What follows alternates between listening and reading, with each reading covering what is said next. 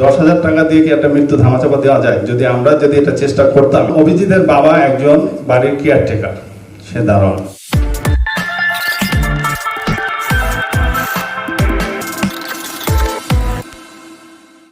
18 তারিখে যখন অভিজিৎ মারা যায়, তো তখন তার বন্ধুরা এসে আমাদের এখানে 30 থেকে 40 জন একটা হামলার মতো অবস্থা তৈরি হয়। তখন আমরা আইন শৃঙ্খলা রক্ষাকারী বাহিনীর সাহায্যে সেই জিনিসটা মিটমাট করার চেষ্টা করি, এবং সেই রাতে আমিও ছিল।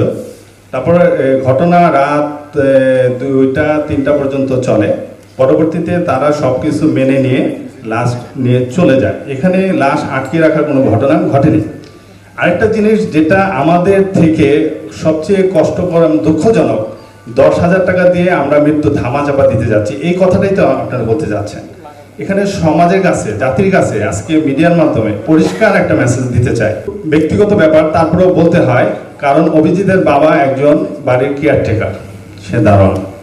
তার যে অভিভাবক ঢালি সাহেব, এই ব্যাপারটা টোটালটা তদন্ত না, টোটাল প্রক্রিয়ার সাথে ছিল। ভর্তি থেকে আর্থিকভাবে সহযোগিতা করার স্বার্থে উনি সাথে ছিলেন। যখন আইসিইউর বিল আসে 36,400 টাকা, তখন তিনি অনুরোধ করে যে এই বিলটা মওকুফ করা যায় কিনা বা স্থগিত করা যায় কিনা। আমরা সেই বিলটা, যেহেতু আমরা একটা অটোনোমাস প্রতিষ্ঠান, এখানে কোনো প্রাইভেট অর্গানাইজেশন না, আমরা চাইলে অনেক কিছু করতে পারি না। তারপরে যেহেতু এরকম একটা অনাকাঙ্ক্ষিত ঘটনা ঘটে গেছে, আমাদের এখানে একটা সমাজ কল্যাণ মন্ত্রণালয় আছে, যেটা আমরা সিদ্ধান্ত নিয়েছি আগামীকাল মানে পরের দিন আমরা একটা আলাপ আলোচনা করে একটা বিলটা স্থগিত করে দেব। আমরা সেভাবে বিলটা স্থগিত করে দিই, বিল দিতে হয় না। পরবর্তীতে ওদের তখন বোন বা মামা ছাড়া ওরকম উল্লেখিত কোনো গার্জেন ছিল না যে লাশটাকে শরীয়তপুর নিয়ে যাবে। তখন ওইখান থেকে একটা প্রস্তাবনা আসে যে লাশটা নেওয়ার জন্য, পরিবহন করার জন্য অ্যাম্বুলেন্স ভাড়া বাবদ 10,000 টাকা। জাতির কাছে আজকে আমার প্রশ্ন হচ্ছে, এই 10,000 টাকা দিয়ে কি একটা মৃত্যু ধামাচাপা দেওয়া যায়? যদি আমরা এটা চেষ্টা করতাম, অনলি 10,000 টাকা। এই অ্যাম্বুলেন্স ভাড়াটা ওনারা আমাদের থেকে চায়। তারপরে আমরা সিদ্ধান্ত নেই যে ঠিক আছে, এটা আমরা দিয়ে দিব। কিন্তু যে ঢালি সাহেব, মৃত বাবা যার বাড়ির কেয়ারটেকার, সে আঞ্জুমান মফিদুল ইসলামের সাথে সম্পৃক্ত।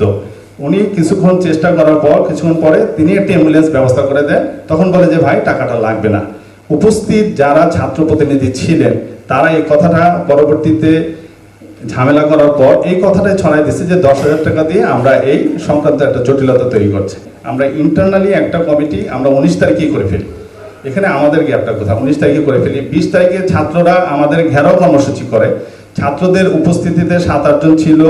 আইন শৃঙ্খলা রক্ষাকারী বাহিনীর উদ্যতন কর্মকর্তা, লালবাগের এডিসি, এসি মহোদয়, সূত্রপাড়া থানার ওসি, তাদের উপস্থিতিতে তাদের সাথে কথা বলে আমরা, এবং যে ছাত্র প্রতিনিধি প্রথম পোস্ট দেয় তাকে নিয়ে এবং প্রশাসনে একজনকে নিয়ে আমরা 6 সদস্য তদন্ত কমিটি গঠন করি, এবং প্রায় 3 ঘন্টা তাদের সাথে এই যে ব্যাপার তারা উত্থাপিত নাটা বিষয়, আমরা 90% সমাধানের দিকে চলে যাই এবং তারাও সন্তুষ্ট হয়ে চলে যায়।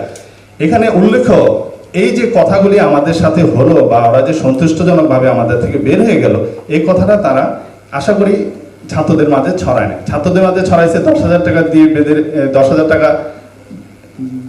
সংক্রান্ত জটিলতাটা। তদন্ত যাতে সুষ্ঠুভাবে হয়, সেই জন্য আমাদের তরফ থেকে না, তোমাদের প্রতিনিধিত্ব করবে এরকম একজন ডাক্তার